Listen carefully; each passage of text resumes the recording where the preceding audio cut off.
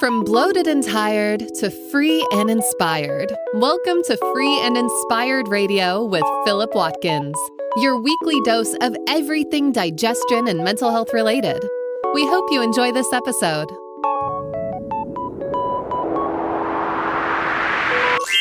Here is your host, Philip Watkins. Yes. Hi there. Welcome to another episode of Free and Inspired Radio. I'm your host and naturopathic practitioner, Philip Watkins, and I'm grateful to have you with us today. If you're new to the show, well, the title says it all. It's all about feeling free and inspired and exploring the many different avenues you can take to get there.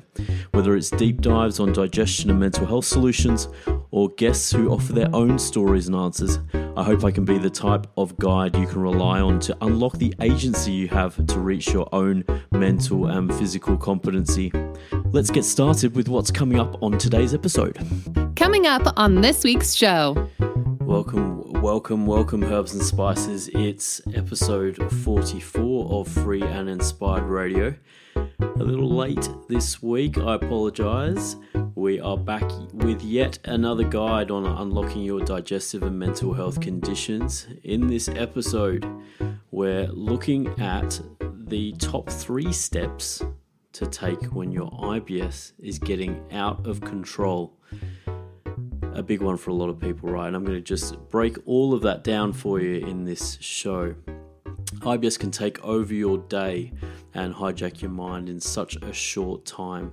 I recently did a radio spot on RTHK, the national radio here in Hong Kong, and we introduced how IBS can affect people in a most basic way. And to explain the context of how IBS affects people, I asked the following question. Can you imagine feeling progressively more unwell with every meal you eat every day for months or years? It seems like an exaggerated question, but to put it in context, for people living with IBS, 3 meals a day over 365 days over a year can equal over 900 independent episodes that can worsen their gut issues. Now, this seems a little hyperbolic, but I've had many patients over the years who have experienced worsening IBS symptoms with every meal, so it's not too far outside of the realms of reality. Some people have been dealing with IBS for over a decade. That's a long time and a lot of independent episodes of feeling unwell, right? Whilst there isn't a raft of information about the prevalence of IBS in Hong Kong, one survey from 2002 had around 6% of the population affected. So calculated out, just over 450,000 people based on the city's current population in 2022 may be living with IBS and gut issues. That's a lot of people. This number could double depending on the age group. For example, 12% of Chinese university students found to have IBS based on the Rome 3 criteria, and that was a study done a little while ago because we're now in the Rome 4. Globally, this number is similar. The 2020 study brought together 53 studies done in 38 countries with just under 400,000 participants, placing the global prevalence of IBS at just under 10% of the world's population. Let's calculate that out again.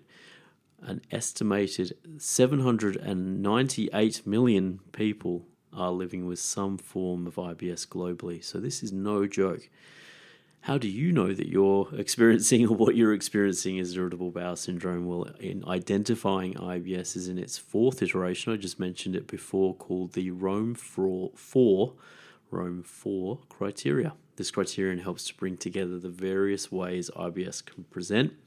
And one of the main features of IBS is something called visceral abdominal pain. Now, if you're wondering if this is you, the best way to define this is discomfort where you can't quite pinpoint the location. So it just feels like it's kind of all over your abdomen, which is not very comfortable. I've had some patients mention that it just feels like it's everywhere. Now, the other defining feature for most people I see with IBS is dysfunctional or altered bowel habits. Altered bowel habits can mean you either lean towards loose or challenging bowels, or in some cases diarrhea or constipation, or both. Some people can experience definitely a mixture of these, and they can both be as extreme as the other. So depending on your bowel habits, IBS subtypes exist to help with a more specific diagnosis. For example, if your bowel patterns are more diarrhea dominant, then you have IBS-D, constipation dominant, IBS-C, or mixed IBS-M. Kind of makes sense. Aside from these main symptoms, bloating, feeling full or distended, change in pain location or constant changing in the pain location, as we touched on earlier, and symptoms worsening from eating or food are widespread. No matter how you experience your IBS symptoms, if they are out of control, this is what we're going to talk about. The first step is to try what 70% of people with IBS don't do or don't try, and it's the simplest thing. Get this. The first thing to do when your IBS is out of control is to ask a professional healthcare practitioner for help. This is very similar to mental health conditions as well. Estimates from one study suggest that only 30% of people who experience IBS symptoms seek any type of medical help, whether that's within natural medicine or modern medicine. This same study went on to suggest that even though the symptom picture between the people who do and don't seek help are similar, those who don't seek help have more significant anxiety and lower quality of life. An interesting study deconstructed a survey conducted by the American Gastroenterological Association, or the AGA, of over 3,000 people with IBS and their satisfaction with different forms of treatment when they're trying to do it on their own.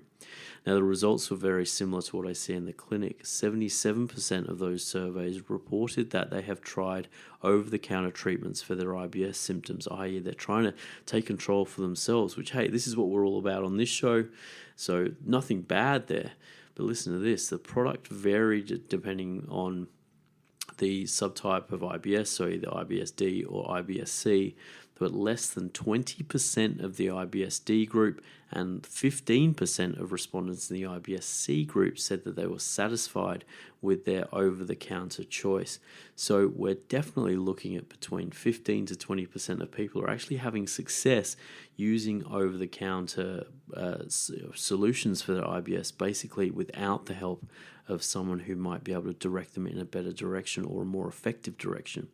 So have you been in this position? I guess this is one of the questions I'd love for you to answer in the comments if you have any of these experiences. One of my recent patients mentioned that she tried every possible option on iHerb before she booked her first appointment. We kind of joked that she had an iHerb degree. At least the good news for her is that it took her 4 weeks for her symptoms to turn around after initiating the next step. So once you've asked your healthcare practitioner to help, you can also ask your healthcare practitioner to help you choose a proper functional medicine test to investigate the origin of your IBS symptoms. Often IBS can feel like it's coming from so many places that its origins can be hard to pin down. 1 minute you're bloated, the next minute it's your bowels are urgent or unsatisfactory. Finally, you have a sensation of pain and discomfort that doesn't have an easy to pinpoint location. A famous natural and functional medicine adage is to test, don't guess. I think we've mentioned that on this show before, and you've probably heard it numerous times. In the case of out-of-control IBS, there are 2 testing options, and we'll go through them now. A comprehensive stool test, such as the 3 that I use in different ways, GI Map, GI 360, or the Genova GI Effects test. Look at the lower abdomen, and specifically the large intestine, bowel, and colon. These tests can give us different insights into some of the deeper origins of gut issues like IBS. For example, we can see certain species of bacteria that drive imbalances in the microbiome associated with leaky gut, for example, and other immune system markers which are very important. Another key indicator that all stool tests cover helps people determine why food worsens their IBS symptoms. So this might be you. One of the first articles on this website explored what I call function over food. And whilst you can read it in your own time, how it relates to the stool testing is that we can determine how you absorb your protein, carbohydrates, and fat. And for those who are wondering which episode that is on the podcast, you are looking at episode 2 of Free and Inspired Radio, I think, and it's called, of course, Function Over Food. But you can also read the article on philipwatkins.health, and that you'll see all the references there as well. So all of these things, all of these indicators from your comprehensive stool exam are vital gateways to developing IBS symptoms, or at least trying to explain how they happen. Also, you can explain how small intestinal bacterial overgrowth, or SIBO, can occur. Now, I've done another episode of Free and Inspired Radio about the connection between IBS and SIBO. I'm going to take a guess and say it's episode 4 or 5. If you're one of the many people who develop bloating that feels worse around the belly button, then SIBO might be a factor to consider. If you're new to small intestinal bacterial overgrowth, or SIBO, its definition is an excessive presence of colonic bacteria in the small intestine. While some bacteria are present in the small intestine, these levels should not increase over a certain point. If they do, then this can generally cause symptoms such as bloating and flatulence. Estimates vary when it comes to SIBO's prevalence in IBS. Some studies have it up to 70% of people with IBS having SIBO. A more recent meta-analysis bringing together over 3,000 people living with IBS found SIBO in 30% of cases. I would say that in the clinic I see slightly higher numbers than 30%, but the severity of the SIBO varies widely, and its response to treatment also varies widely as well. So between 30 and 70% is a pretty broad range, but as I said, the severity is also important too. The good news is that you can use a breath test to see if you have SIBO and find out if this is the cause of your out-of-control IBS. A lactulose breath test investigates small intestinal bacterial overgrowth, or SIBO, for bloating around the belly button. When bacteria overgrow in the small intestine, depending on the species, different gases can increase in volume because of their presence. When you drink a lactulose or glucose syrup, the production of these gases, predominantly hydrogen, methane, or hydrogen sulfide, can increase significantly. By exhaling into a tube at various time intervals after having these sugar syrups over 3 hours, we can then track the increases in these gases as the lactulose or glucose syrup travels through the small intestine to the large intestine. If the gas levels in your breath samples increase beyond a particular amount above the baseline, then SIBO, or small intestinal bacterial overgrowth, is considered to be present. Some SIBO can be hydrogen dominant, methane dominant, hydrogen sulfide dominant, or a combination of the three. Depending on these subtypes, your practitioner can formulate a combination of a dietary and herbal medicine intervention to help you clear the overgrowth and begin controlling your IBS symptoms. Wow, 2 steps there. So maybe it's time to get some help. That's the first step. And second step, maybe the person that you ask for help might be able to help you get some clarity on where your symptoms are coming from, or the origins of them. Third step is the connection between the diet and your IBS symptoms, and that may be the next step in taming your gut issues. Let's take a break on Free and Inspired Radio, and we'll be back to explore more of that shortly. Stay tuned.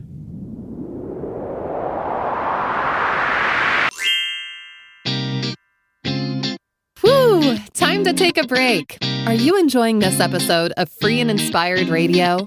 There's no better time to take back your personal health sovereignty. If you want to connect with more Free and Inspired episodes, simply subscribe to your favorite podcast platform or visit the website at www.philipwatkins.health for more information. Let's get back to the show.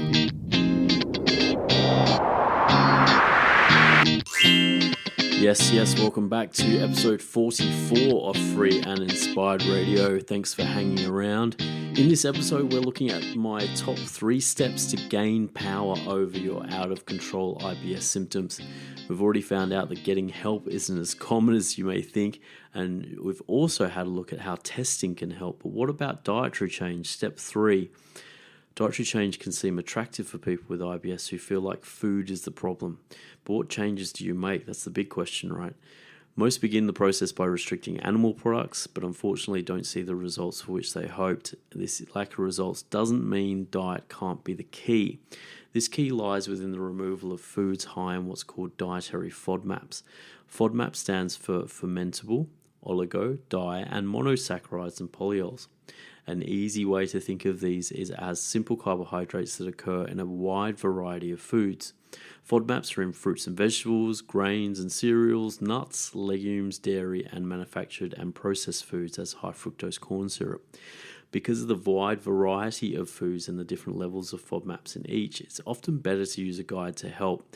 And in the show notes, especially if you're listening to this on YouTube, or you can go and check this out on my website, I've actually got a link to the Monash University FODMAP guide, and they're the leader in FODMAP restrictions and how it relates back to IBS. So if you want to check that out, if you're listening to this on YouTube, check that out in the comments there. I'll put that as easy to see as I can, and you can also see that in the show notes as well on philipwatkins.health.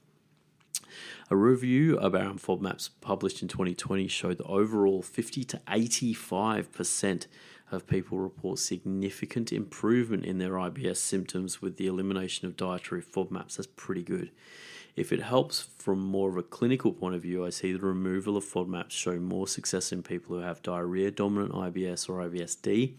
Still, in combination with removing starches in the SIBO biphasic diet, those with IBS-C or constipation-dominant IBS have also found relief. So hopefully we can help a lot of people.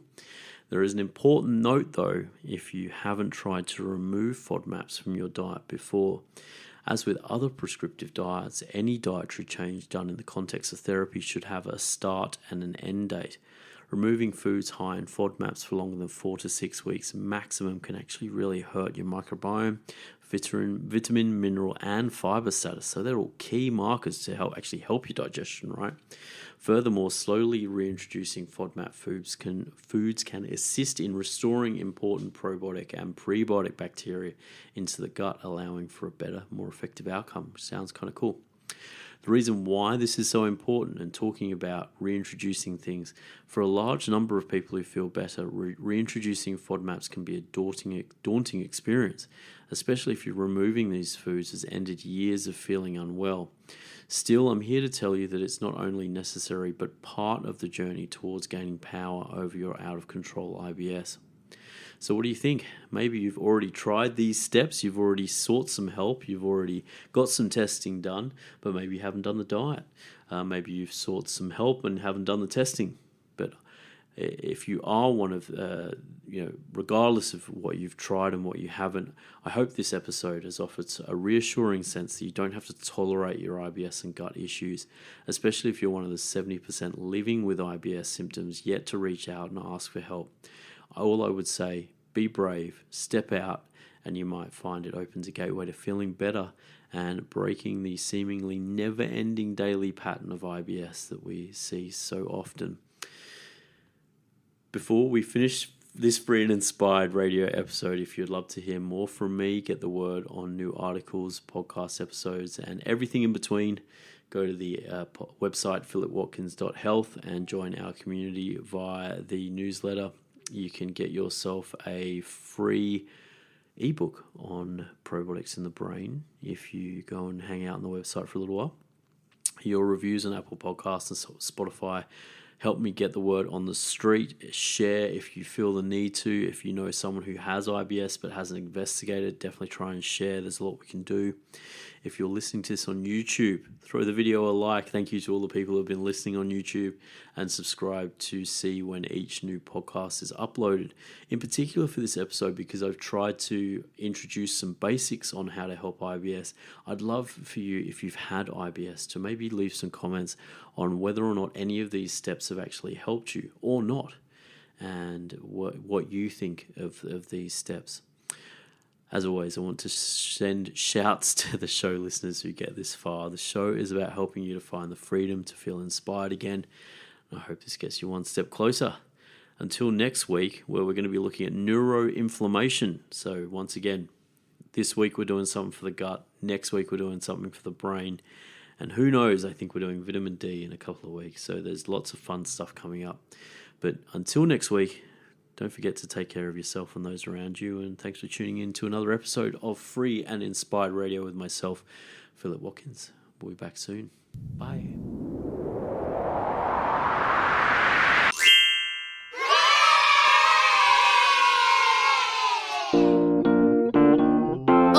gosh, you made it to the end!